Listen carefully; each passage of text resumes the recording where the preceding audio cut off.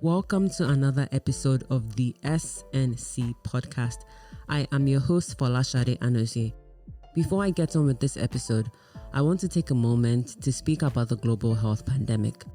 The negative impact from the coronavirus disease is crushing and heartbreaking. My thoughts and prayers are also with the hundreds of thousands of people who are sick and have lost loved ones to COVID-19. Hopefully, a cure is found soon. I'm also thankful for all the health officials here in Nigeria and around the world who are doing their absolute best despite the circumstances. Please continue to stay safe. On this episode, I spoke with Oliver Enwonwu, a respected visual artist, brand strategist, art administrator, and curator based in Lagos, Nigeria. We spoke about the state of visual arts in Nigeria, the process behind art valuation, art forgery, and more. Oliver Enwonwu, welcome to the SNC Podcast. Thank you, Shadi. Thank you so much for being here. And I am excited about the conversation that we're going to be having today. But before we get knee deep into the conversation, let me introduce you. Sure. Good? So you are an artist, curator, art administrator, author, writer, publisher, and brand strategist. You're also the founder, executive director, and trustee of the Ben Enwonwu Foundation. In addition, you are the president of the Society of Nigerian Artists, director of Omenka Gallery, and CEO of Revelo. Did I get that right? Revelo. Revelo Company Limited. You sit on the boards of various organizations, including the Reproduction Rights Society of Nigeria and the Lagos Is that, how do you pronounce that? Biennial? Correct. Biennial. Okay. And I would be remiss if I didn't add that your father was the late celebrated Nigerian creative artist, Professor Benedict Chukwukadibia Enwonwu. Good try. What was up about that? Enwonwu. Enwonwu. Yes, Enwonwu. That's how I pronounce his surname. Yes. Okay, Chukwukadibia Enwonwu. Yes. Okay. So what was it like growing up with a father like yours? And how did that, if it did, affect how you perceive and appreciate the arts? Well, it was very interesting now that I think about it in retrospect, because it's very easy for an artist's son to imbibe some of his father's leanings. I mean, I grew up smelling paint around the house. I saw him sculpt, so this made a very strong impression on me as a child. And while growing up, he was very happy to observe that I had talent, and it was very encouraging. While I was at King's College, I knew that he helped me cheat on a couple of assignments, art assignments, and I was very proud that I won prizes while at St. Saviour's, even at primary school. Mm-hmm. So he was a very encouraging father, very supportive, and he always wanted, his children to always be busy. He couldn't stand anyone who wasn't doing anything at a particular time. He always wanted you to be busy, and he always believed in excellence. So he believed in whatever you do, you make sure that you do it to the best of your ability. So that was very important, and these were lessons that we grew up learning. Great. And was he the kind of father that said, okay, it's great that you have this artistic or creative background, but I still want you to go to school and become a doctor? Or he was supportive of the fact that if you want to pursue this professionally, go ahead and do that? Well, he always wanted his kids to pursue the academics, so very important. But I was his youngest son, or I am his youngest son, and he wanted his youngest son to be a priest. Wow. So I turned out wrong. Yes.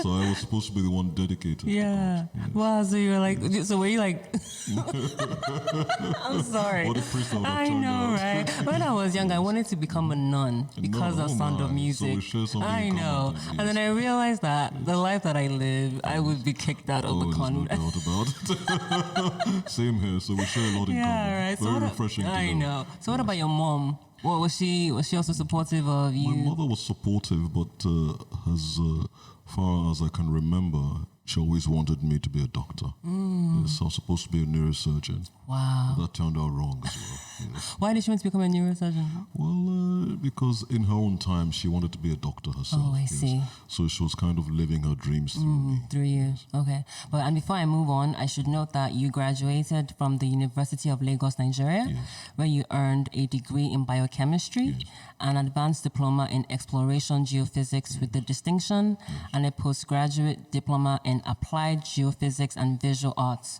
also with the distinction. And you also hold the distinction as the best graduating master's in art history student from Unilag. Now, I'm going to start off asking, why do you think that a lot of Nigerians are afraid to talk about death? Well, that's a very complex question. Okay. But I think that a lot of people, especially Nigerians, we grow up with family. Family around us. We have lots of shared relationships, a lot of shared ambitions. So no one ever really feels he's had enough time to achieve or accomplish these things that he set out for himself or herself. And a lot of people still feel very attached to their loved ones. I think Nigerians, by virtue of who they are, they're very full of life. I mean, think about Lagos with all this chaos and the hustle and bustle of Lagos. People enjoy that. So no one wants to just leave that behind, just like that. So in as much as we're a very religious country, and on every street you see a church or two, but I think Nigerians still are very full of zest and life. Yeah, but do you think that in addition to being full of life and zest and all these things that we want to accomplish, it is still important that we have conversations regarding the fact that tomorrow anybody can die, and we need to have proper plans in place on what will happen when that person passes on? Oh, I agree with you. It's very important to have plans in place. I think that our corporate sector, they scream about this almost every day. With pensions, they scream about it with what happens with the afterlife. And even artists, we artists are beginning to think, because a number of us, have passed away without leaving proper plans in place for successive generations. So I think it's very important, planning your estate, when you pass away. It's very important. Yeah. An artist knowing that your works become ambassadors even after you've passed on. So what happens to these works? How are they cared for? How are they kept for the next generation? What happens to your history or your contributions to art, in your own local country and even internationally? These are conversations that artists are beginning to have and collectors are beginning to have. What happens to their collections after? Yeah, because I asked that question because it goes to part of the conversation we're going to be having today, which is you're the heir of a famous creative, and you lost your father in 1994, right? Yes. Did your father have conversations regarding having an estate plan? Yes. And did he also talk about what he wanted to happen while he was still alive and after he died? Absolutely. He always spoke of giving 5 of his works to the federal government of Nigeria, while the rest, were for our education, to make sure that each child is educated to the best of their ability. So that was very important for him. So 5 to the federal government, the rest were to be given to my mother, and to make sure that she trades, exhibits, and gains her sustenance from that for herself and for her children. Okay, so before he died, he had taken some legal and business steps in putting down. Yes, he had a will. Okay, so your father is not here for me to ask all these questions. I was just thinking about how he went about choosing an executor. Just when we think about putting together an estate plan, there are certain steps people have to take in order for the estate plan to actually function properly. And I just wanted to talk about that. After your father died, you and your siblings, what was going through your mind in terms of keeping your father's legacy at the forefront of Nigerian culture, Nigerian art culture? Because it's one thing for your father to say he wants to have 5 pieces of art go to the government and the rest to your mother. But you as children, what was going through your minds in order to secure his legacy? Well, it was very important for us because when he passed away, even in his lifetime, we had people coming over to do their research on him. We know a lot of artists on those in academia today who have gained their PhDs just on research work on him. So it's very important for us to put all of this together. And my mom busied herself with making sure that his written manuscripts were properly typed. She spent a lot of hours, making sure that was put together. So my siblings and I sat down and we thought about the best way to preserve his legacy in a structured format.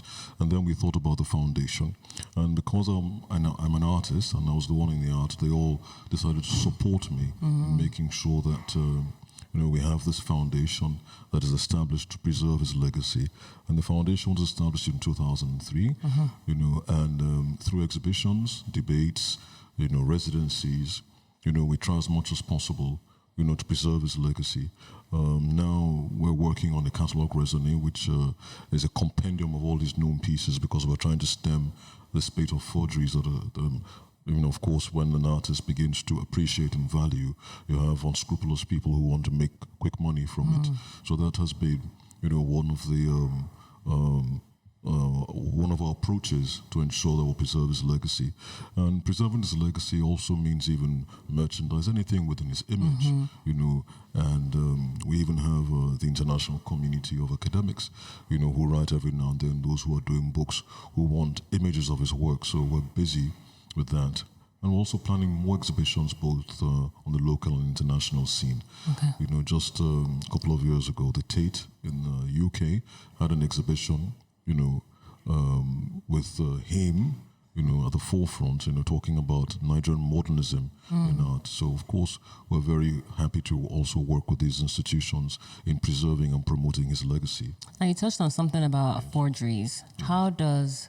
So, backtrack, a catalogue raisonné, is that how to pronounce it? What is that exactly? It's a compendium of all his known works. Got it. Verified and authenticated. Okay. I think it's just important that we always break these terms down. Not everybody know go to school. Well, you did. Now, we talked about forgeries, right? Yes. How does that affect the standing of an artist's work? Because people may just say, well, it's a forgery. Anybody would know what an original Ben Enwonwu work is. Yes. But obviously, I feel like you have a different perspective on how forgeries affects your father's work, right? Yes. Okay, let's talk about that. Well, forgeries affect my father's work and every other artist, in the sense that it causes a depreciation of his works.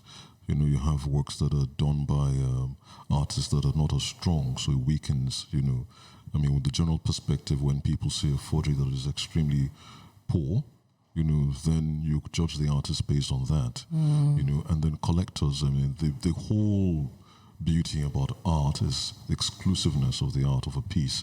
When an artist's piece is created in multiples, then each multiple becomes smaller in value. So you can imagine a collector having a piece where there are 5 of those, then it's not as valuable as the proper piece. Got it. So in many ways it affects the value of an artist's work and his oeuvre. What is that, Uber? It's his body of work. Got it. Okay, yes. Great. Now I want to move on to the work that you do. Yes. Like I mentioned in the beginning of our conversation, you are a well-rounded creative and a businessman. Thank you. For example, you have exhibited your works across several countries, including Nigeria, the United Kingdom, United States, Ireland, and South Africa at the Joburg Art Fair. Your works also form part of many significant private and public government collections, including the Bank of Industry, the Delta State Government, and so many others. Now, for someone who wants to become an artist or is an artist and wants his or her work to become part of these types of collections, can you talk about the process of how that happens? Let's start off first with how you go about having an exhibition. What does that even mean to have an exhibition as an artist? Well, for me, an exhibition is about displaying your works, introducing your work, to the public space, to collectors, to critics, so that so usually you have something to say. An exhibition also serves purposes of sales, so you can make money from it for your sustenance and to continue on pursuing your career. So for me, that's the two-pronged approach to having an exhibition. Now, how do you go about having an exhibition? Before you go, okay, that's All right. I think that you start by creating your own philosophy, because not many spaces would want to show your work if you're not, if you haven't reached a point where you have defined your philosophy. So, you need to get to a point where, you are viewed upon as a serious artist, because, most of the spaces are galleries, and these galleries have already been in business for a while. So they want an artist who has a defined philosophy, so he knows what he's doing, he's aware of his techniques, he's not just experimenting, But the easiest way to start is probably through group exhibitions where you and maybe other artists of your ilk, show together. So you can enter into group shows, you can have joint shows, and then for me, the peak of having an exhibition is when you have a solo show, which means that you are now ready. You're no longer experimenting, but you have something to say, about your work. Of course, it is true that artists will go on trying to strive to achieve perfection all through their careers, but you must get to some appreciable points, where you can have shows. So they shouldn't be so regular, but for me, these are the processes. Now, these days, there are alternative spaces where you can have, exhibitions, but the purists still believe that it should be a proper gallery space, or you can have a museum show, so I think essentially these are the ways, but you must get into the public space.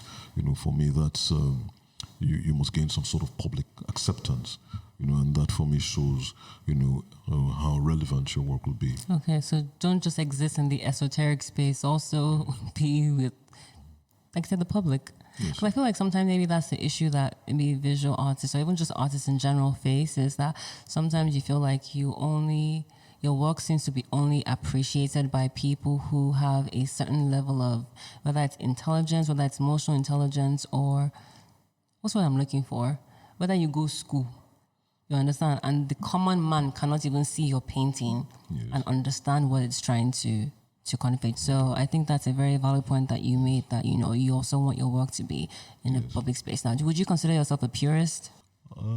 Yes and no.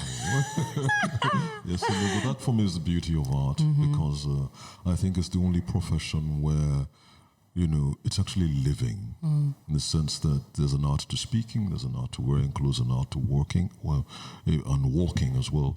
But let's go back to art, and art can be viewed as a functional piece, where you can even sit on it, or even as cooking utensils, and then you can actually have fine art, which, are for appreciation purposes, aesthetic value. Then you can also have art for religious purposes. There's so many varying functions of art that, and people have even been known to have investment-worthy art. So it's even a store of value as well. So for me, it's so broad-based that it's difficult to box art into, a framework, for instance. And I think that, having said that, you have art that exists in galleries. Well, you have art that is in public space. For instance, statues of Mandela, for instance, a public space, and remind people of how great this man has been in his lifetime, and his contributions to society at large. And then you have art that resonates in the public space, whereby they're used to embellish public buildings and spaces, so people can connect, for whatever reason, they connect with these pieces. In old ancient Benin Kingdom, for instance, you had art in the palace that told the story of the conquest, the history of the people, and historians have been able to piece together the people's history just by putting together art pieces. So it's multifunctional, multidimensional, and these days, art is in public spaces. Judging from the international museums, where people even pay entry fees, to go see art. And these days, with technology, you can even immerse yourself in a room, and that room itself constitutes the art. So things have changed. Boundaries are being blurred every day. So I think that art is all embracing and so encompassing now that it's no longer tenable for anyone to say that art is elitist. So as an artist, how do you decide what price that you're going to allocate to your works? Well, I think, let me speak broadly first about how value is attributed to a piece. First of all, you must consider the artist's contributions to the local narrative, historical art narrative in his own community, perhaps his country, and then internationally, what have been his contributions to global narratives. What schools has the artist attended? The more prestigious the schools are, there's more the likelihood that his value for his work will be higher. Where has he exhibited in his lifetime? Very important. And also, who has bought his work? Such elements, even factors like that affect, for instance, if a very famous person like Michael Jackson, has bought a piece, even if it's the same work, of similar size, similar year, similar theme by the same artist, is more likely that piece will cost more. So these things are extremely important. And of course, even within the mediums, there's a hierarchy. For instance, sculpture and painting cost. More traditional mediums, for instance, might cost even more than the drawings, because drawings, until fairly recently, were just means of conceptualizing what you are going to produce. They weren't viewed as a finished work in itself. And then painting with oils, for instance, might fetch considerably more than painting with pastels or watercolor, because oil, for instance, is not only a traditional medium, but has been known to last even longer than watercolor that is susceptible to ultraviolet light. Yes. So I think, broadly speaking, how does an artist price his pieces? There's also peer review. What do your mates say about you? What do the critics say about your work? These are very important things to consider when pricing your work. So if an upcoming artist, or not even upcoming, let's say I become a painter. Yes.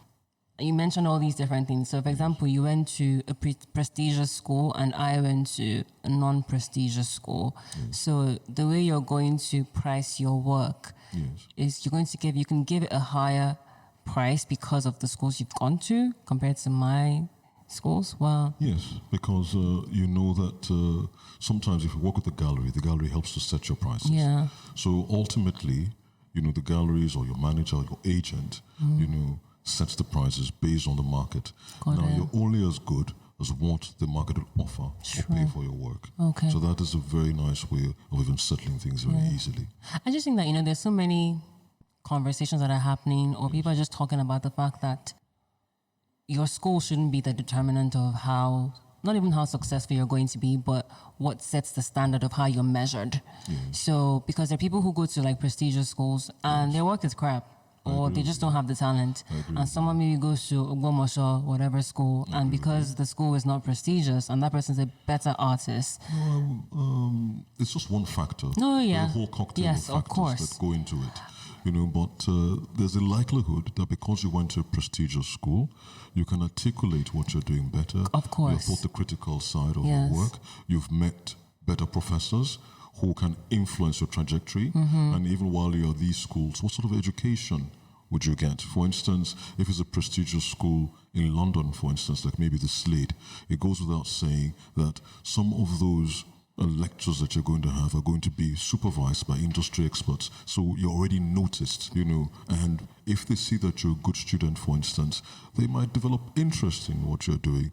And of course that places you, because already you're going to be introduced to prestigious galleries, and galleries are the primary market and they determine your work. So you're more likely to get that initial boost and exposure, which will determine your prices and put you right there, right at the thick of the market, as opposed to if you studied here in Lagos or Benin, for instance, where you're limited by the influences that will, boost your trajectory.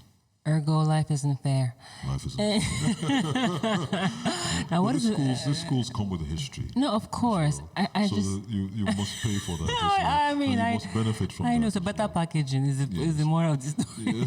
Now, what is the best way to preserve artworks? Okay. Like, for example, the ones we have in your gallery now. Yes. What's the best way to preserve them? Well, the best way to preserve art, the very mundane level, is to make sure there's the humidity, is right.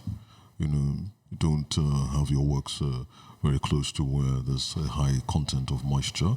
Make sure, for instance, that your watercolors are not exposed to UV light, so you must face them away from sunlight. You must have the right lighting, on them, so that it's not destructive to them. For instance, in a gallery like this, be careful about those who come in. They don't touch the pieces, especially with photography. if it's not glassed, for instance, you don't want the acid in your hands to affect it later on. You must make sure children, are not even allowed here to run around. If you're having an exhibition opening, for instance, even little things like people carrying wine glasses, they shouldn't come in because there's a tendency or you're at risk of wine spilling on the works and damaging the piece. So these little rules are extremely important. And how your work is framed is very important as well. If for instance, if you frame and the glass is touching the frame, for instance, there's a tendency that in a humid environment, it will later on attach itself. Just to the glass. So there has to be enough space. Yes. And even for artists, you must work even from the outset with the right materials that would last. You should make sure that you use acid-free paper, because later on you're going to have brown patches or spots maybe the next 30 years on your pieces. So these are things you must take into consideration. And artists who don't prime their canvases or prepare their canvases properly before working have a tendency, for those pieces to flake later on. So I also believe in preventive measures, as well. Yeah. Those are very important as well. So having the right foundation from the get-go is... If you're a sculptor who works in wood, you must make sure that your wood is properly dry. Otherwise, you're going to have cracks in it later on. Yeah. So all of these things are extremely important in preserving, because even in preserving work, you also have to think about, using the preventive measures as well. Okay. So you have 13 years experience and expertise from running a leading gallery in Africa, which is Omenka Gallery. Yes. Can you talk a bit about what makes Omenka Gallery unique? Well, there are many things. I like that question. It's a very interesting question, because even the name Omenka has a meaning. What does it mean? It means, in Igbo land, where I'm from, it means someone who's creative, someone who It's an is Igbo gifted. word. Yes, an Igbo word. Okay. Yes, and it's a word I derived from my father's manuscripts. Because when he passed away, I was going through some of his things. We spoke of that earlier when I sat down with my siblings to decide on what better structure and what's the best way to preserve his legacy. And we were going through his scripts, and I noticed that he was always going to have a gallery in his lifetime, which he never accomplished, and he was going to call it Omenka. So I said to myself, well, if I ever have a gallery, it will be in fulfillment of his dream. Now, Omenka is an honorific, for someone who's very gifted, someone who's talented. And incidentally, Omenka was his own father's honorific, because his father was a traditional sculptor of repute. Yes, of so course. He was referred to always as Omenka. So the first page of his autobiography, which we're trying to put together to publish now, he wrote, "This book is written in honor of my own father, Omenka." So I said to myself, if I ever start a gallery, I'll call it Omenka. Now, why is Omenka unique? Omenka is unique because the artists that we represent, have their own philosophy. It's very important. So we're very focused on representing artists, whose work resonates with the African continent, because we believe in telling our own story. It's very important. Art history, especially in Africa, has been written by the West. So I think it's about time we told our own story and presented facts the way, they've actually occurred. Now, we also represent not only Nigerian artists, we've got a Cameroonian artist, and we've got an American artist who's based in South Africa. But for us, what is important is that the themes resonate with the African continent. Correct. So that's very important for us. Omenka is unique because we not only represent artists here, not only are we interested in showing their works here, but we've been to art fairs on about 5 continents, showcasing, at some of the most prestigious international art fairs like the Armory, like Art Dubai, like Cape Town Art Fair and Joburg Art Fair. So it's very important for us to, expose the artists as much as possible to broader audiences. Okay, and did the artists contact you, or you contacted them? Is that how it works? It goes both ways. Yes. Okay. Now, if today I decided to become a curator, Yes. or maybe a conservator, or someone who handles art, or who wants to become how do you pronounce that word? Archivist? I think Archivist, so. Archivist, yes. What background do I need to have educationally? Could I be a sociology major who wants to become an art handler, or do I have to specify or major in art history? Well, art history is very useful. You cannot underestimate that. Having a any study of art is extremely important. But if you have sociology and you have a flair for art, you can become a good curator because you'll always bring your own strength. I mean, lots of these disciplines these days are borrowing from each other, different theories. Even in art history leans heavily on other philosophical themes, for instance. So it's very important. You always find a common ground. But I think by and large, what is important is that you also study as well.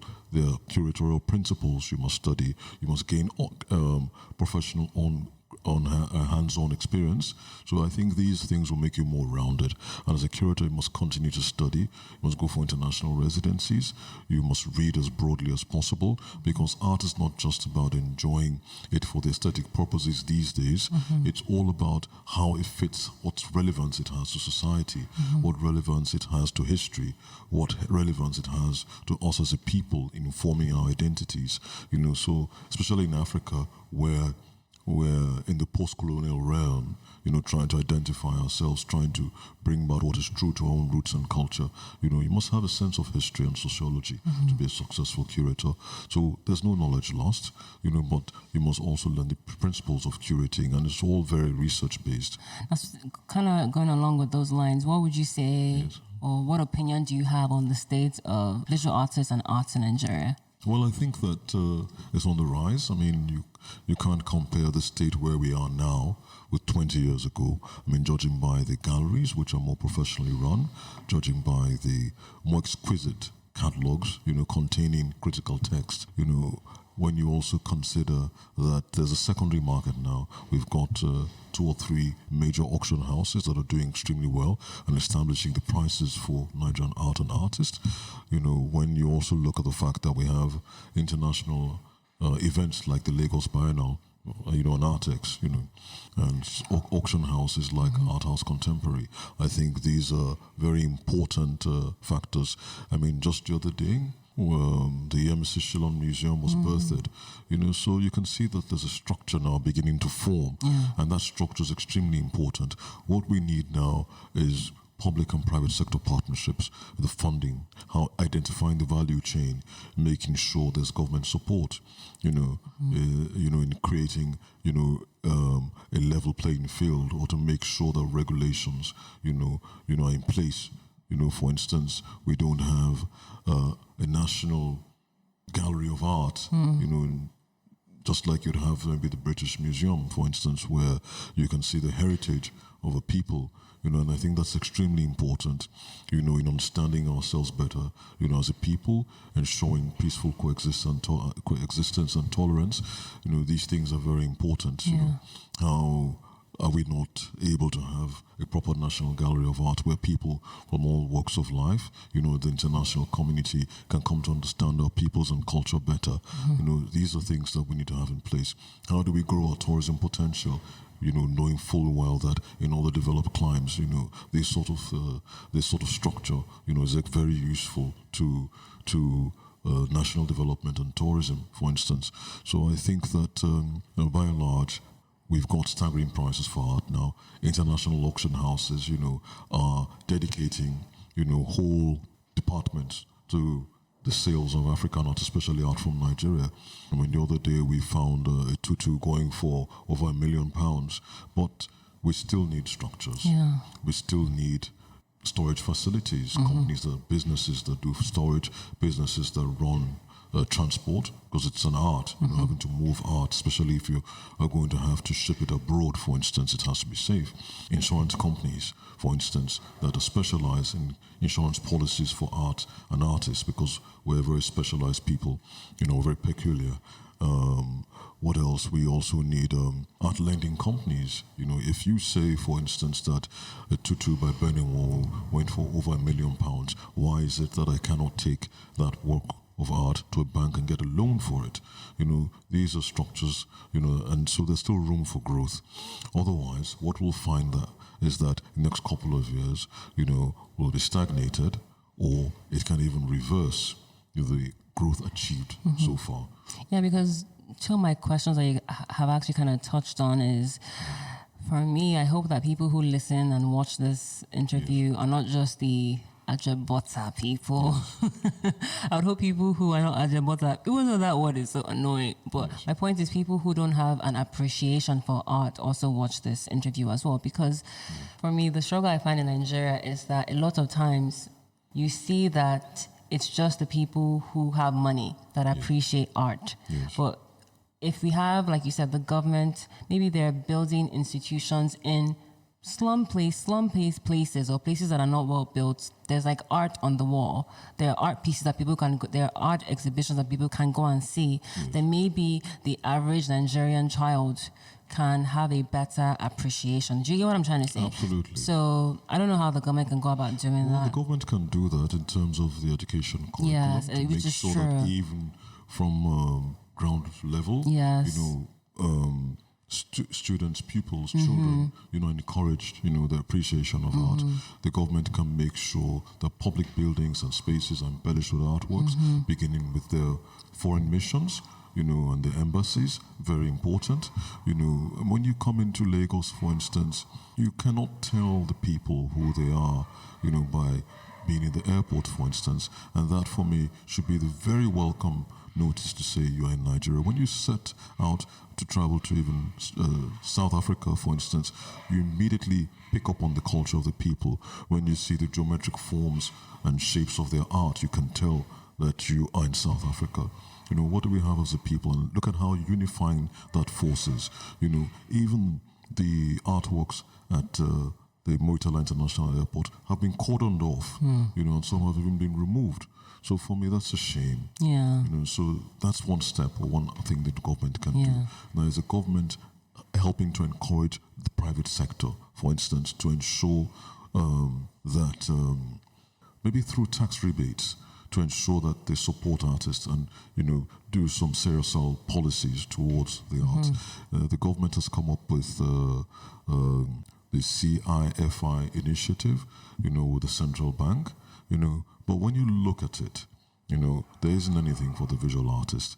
There's technology, there's fashion, there's entertainment, but the visual artists have been left out. Now, Alliance Francaise, there's a building just down the road, and it's being donated by a very successful businessman, Mike Adenuga, and yet we have parking issues because when you have major events there, the government has not been very forthcoming in supporting the visual arts, for instance, and then you have a businessman, a local businessman, who has put his own personal wealth, in ensuring that Lagos sits on the map, and you have cars being towed away. Now, I know that space, for instance, that is outside where the cars are being towed away, is problematic in the sense that cars shouldn't park there. But you can come to an agreement with the owners of the building and the French Cultural Center to find out how best, because whatever is being done in that place projects Lagos, projects the art and culture of the people. And if we say that we're trying to diversify away from oil, how is it that this institution has not been called into a dialogue, for instance? So these are ways that the government, can play a very important role in ensuring that our culture is propagated, our culture is preserved and promoted. Very important. Yeah, and you kind of touched on a topic, which is why don't we have people or banks accepting art as a means of people obtaining loans? And what do you think that Nigerians, both the well-educated and the average Nigerian, fail to understand about the intersection of art and money? Well, I think that it's a problem that started a long time ago because most parents wanted their children, like you mentioned earlier, to study other more fancied professions like medicine, like law and engineering. But that is changing. We need to change with the times because, and even the next 20, 30 years, it will even change further. Now, why is it changing? Because we're more people in the world now. So you need more professions. More people are venturing into different areas. There's more of an appreciation of culture. Now, most countries have gone through major experiences. Take Nigeria, for instance, right? This is a country that has been suppressed for a long time. The colonial incursion, and then after that, the military rule. Now the people are coming out, forming their characters and want to express themselves, and there's no gainsaying that with that expression, it's very interesting to an international community. So with that comes more jobs. Curators, art historians, restorers, conservators, art writers, critics come to the fore. Those who are doing the auctions will come to the fore. So for me, these are occurrences, that bring about new job opportunities. Now, in the next couple of years, when there's a look away from oil as a monoproduct, then culture follows suit very easily. Now, what's the government doing to ensure that in all the climes, culture, the creative economy becomes a mainstay or plays a more important role? Because in other countries, it is, so that phase has changed, where there's only respect for those aforementioned professions. Now, even within the cultural industry, there's artificial intelligence and virtual reality. How are we forming the bridges between culture, artificial intelligence, and virtual reality? What is the government doing, in promoting these various genres, or finding an intersection between these, because that's the way of the future now. Now, in the next couple of years from now, when Nigeria becomes the third most populous country in the world, and learning must change, because learning isn't going to be based on what you can recall and write down. Already we've lagged behind, in the sense that while other developed countries were learning principles of physics and applications, we were stuck in just regurgitating the theory. And that's the reason why you find even our scientists not focused on research. You find even our scientists able to recite Newton's laws of motion without knowing the applications. And that's why you see many engineers in our universities, or those graduates of engineering or universities, not even able to build because they weren't supported. In the universities today, you find many academics more interested in promotions, rather than research and developing, because they've not been supported, and because the economy has never really been in a good state the last couple of decades. It has been more important to put something on the table, so they vie for promotions with half-baked research papers, and that has been the bane of Nigeria. Now, in the next couple of years, when countries going towards electrical cars, going towards renewable sources of energy, when education now becomes what you can do, because all these traditional jobs are going to be phased out because of the advent of virtual reality and artificial intelligence. What happens? So these are things we must think about, because we're going to have a phase where even those who are YouTubing, it becomes a proper profession. So even our education, the orientation, the curriculum must change. As you're just saying all of that, I was feeling very sad, because first of all, my issue is the fact that why does it seem like when government officials go to foreign countries and they see the things that are happening, they see how technology is moving so fast, how things are developing so fast, there's such a huge problem in trying to replicate that. Even maybe not replicate that, adapt that to Nigeria. Why? Why do you think we have that? Well, I think that it's not just a problem that started yesterday. I think it's a problem that started a couple of decades ago. And I say this because there are many projects that have been introduced that I find very strange.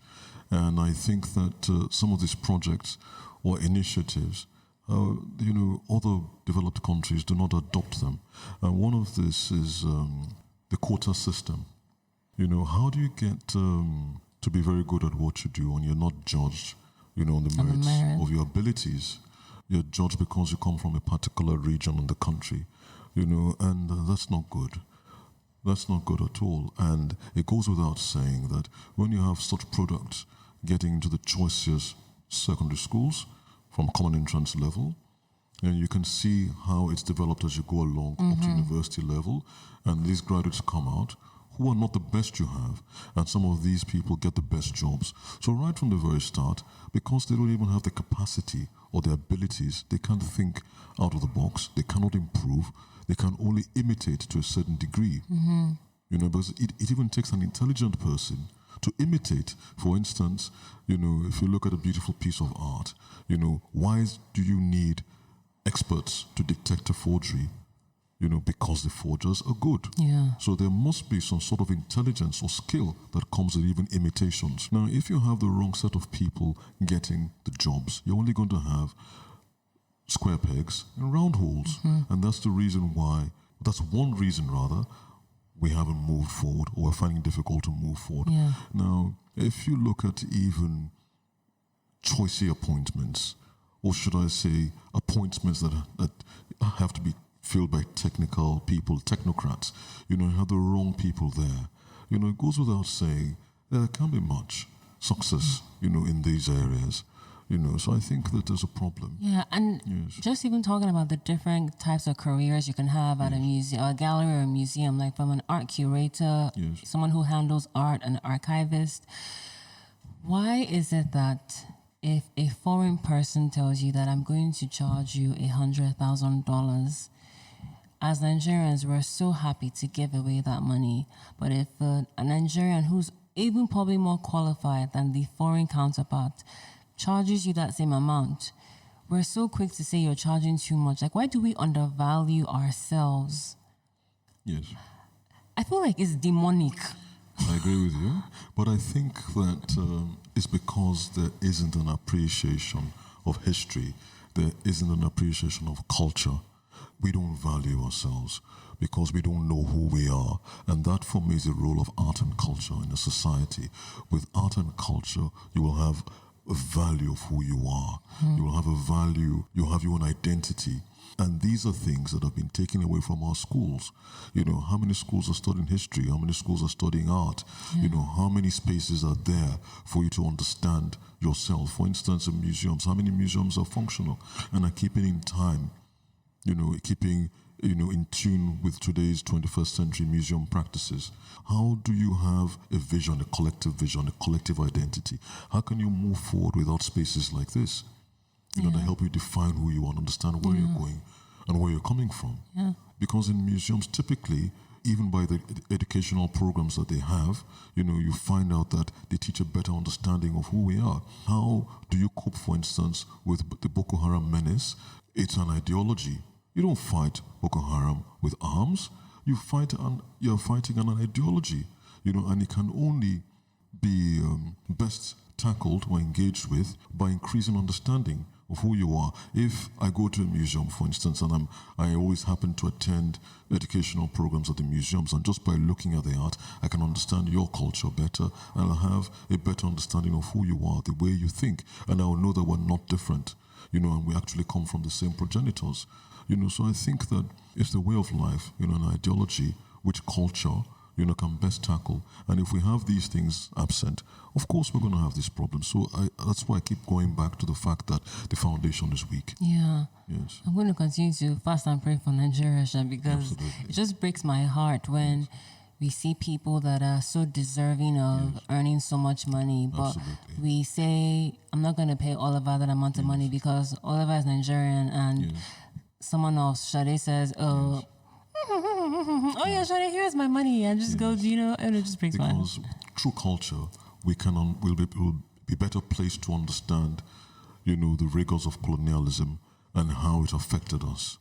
And with that, you will have a better understanding of who you are and take pride in yourself as a way from appreciating colonial values so much that they're even a detriment to yourself. Yeah. This is because we don't know who we are. That's true. And it's quite sad. Quite sad. One of the ways that your foundation is bringing joy. Thank you. Thank you. One of the ways that the Ben Enwonwu Foundation continues to promote your father's legacy is through the Ben Enwonwu Distinguished Lecture Series. Yes. And you have the Point of View, which is held in partnership with the Alliance. How do you pronounce that again? Alliance Française. Alliance Française, sorry. I don't go school. So Alliance Française, which is in Adenuga Center. Can you talk a bit about the lecture series? Well, the lecture series, we've had about 10 or 11 distinguished lectures now, and it's about the role of art in shaping society. Because at the foundation, we are not just promoting art for art's sake. And what I mean is that it's not just about the aesthetic value of art, but how relevant is art to society? How can art shape society? So we look very closely at this. We talk about pressing issues. For instance, at the Point of View series, we talked about climate change. How are artists and creatives working together to inspire change, to impact on policy, in bringing about change. In what ways? These are things that we talk about. So for us, we're very happy with the dividends so far.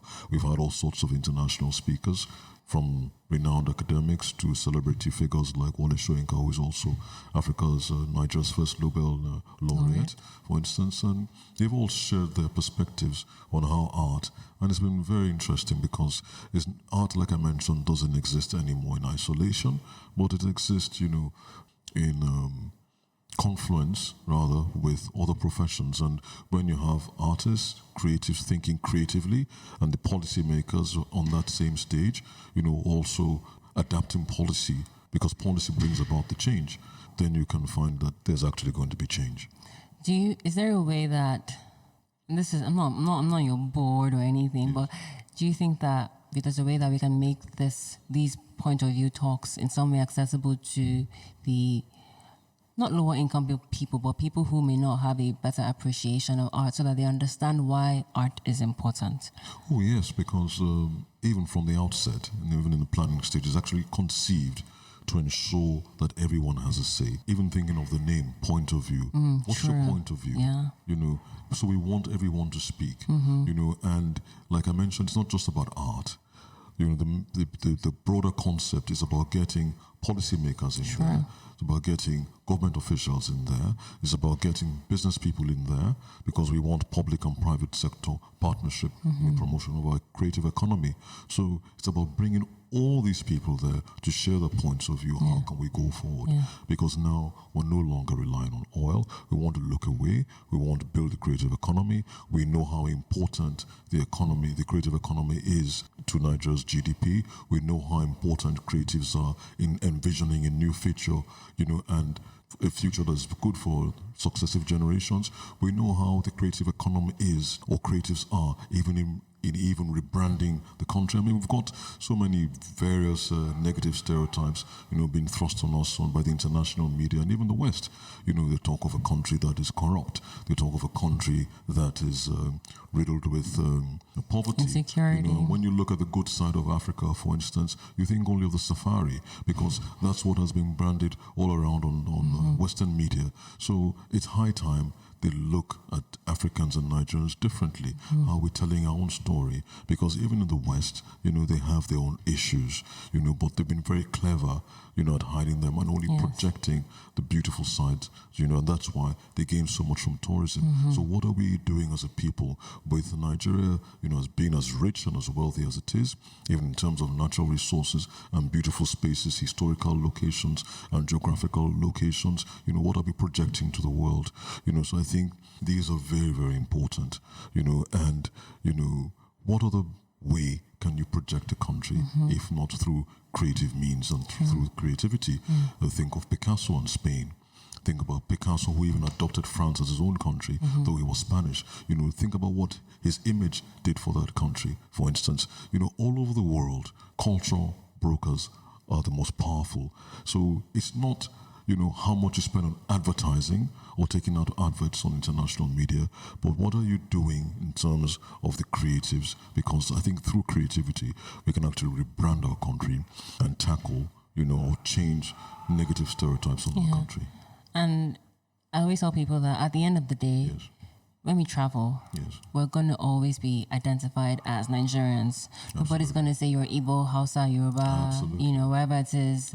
And until we get that we have to be unified as people. Because nobody's going to ask you, Oliver, are you Igbo, are you Yoruba, and hopefully we get that. I think we're the only ones who do that here. Yeah, because we do that to ourselves, like you mentioned earlier. We ask who we are, up to your compound, what state are you from, what tribe are you from, up to whose son are you, what compound, and it shouldn't be. Yeah, but even if that's going to be there, that's fine. But can we still have a unified sense of... Absolutely. we are all Nigerians. Absolutely. Because if you go to other countries, there are people who are still Americans, but they're African Americans, or they're, so there's no issue with that. I just feel like we tend to carry this individualistic mindset that is so detrimental to Nigeria being unified. And just hit it on the head. Exactly. Okay. And just to point to your comment, I've actually attended 2 of your lectures. Beautiful. And it's raising capital against high value works of art and museums, tourism, and urban development. Fantastic. And they were really, Hope you enjoyed them. I did. That's what I was about to say. You're right, though, that there were lots of people there. So it wasn't just about people who were influential, like wealthy. Absolutely. There were people from different perspectives and had different, different industries as well. Points of view. You salam. Absolutely. Finally, using your father as a reference point Yes. and looking at how much you have achieved yourself, what advice would you give to visual artists who are trying to not only achieve financial success, but also want to have longevity with their careers? Well, I think that you must not rest on your oars. Having temporary or fleeting success doesn't mean you've arrived yet. Any great artist or any person who's achieved anything, in life, has always not rested. You continue to strive to achieve perfection and excellence, because the boundaries of knowledge you can only push forward by a little bit. Others have come before you, and you must, achieve something to show that you are counted. What impact do you have in your generation? What have you left? Whose life have you changed? But I think by far the most important piece of advice I'll give anyone, especially a black person, is constantly read. Just devour everything that you have in sight, because, it affects you. Knowledge is power. There's this saying that if you want to hide anything from a black man, put it in a book. It broadens your mind. You can travel in a book. You can speak better in a book. You can improve yourself in a book.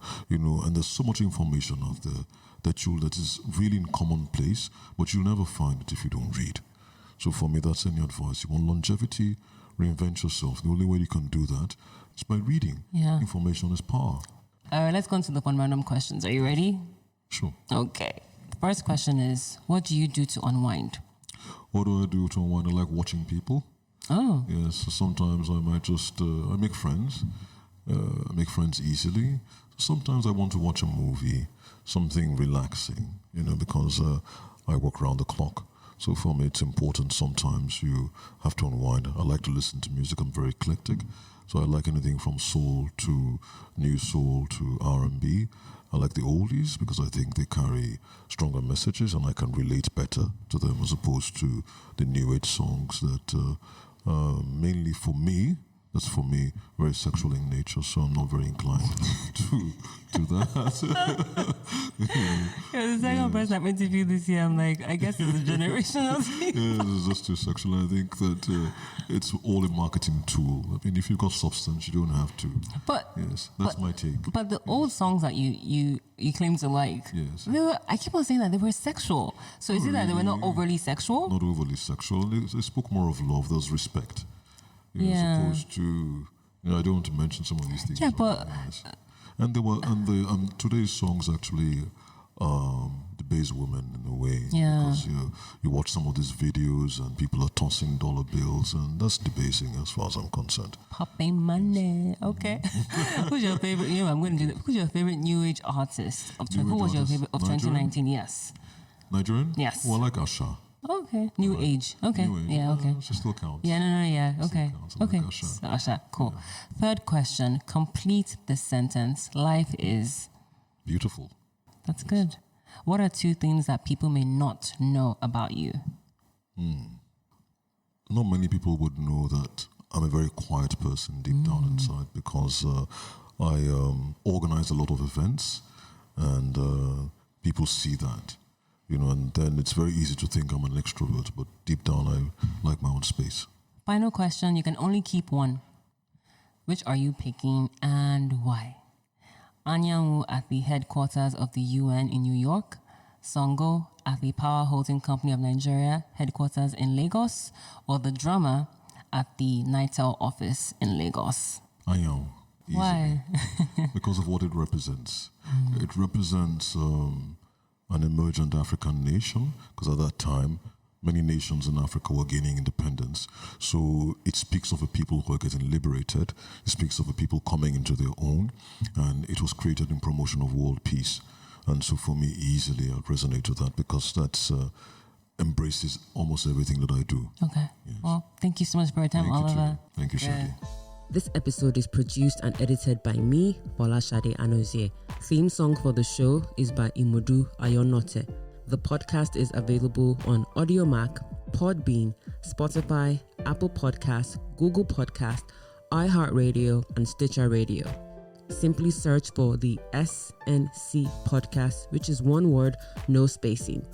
You can also check us out on Twitter, Instagram, and Facebook at the SNC Podcast. Still one word, no spacing.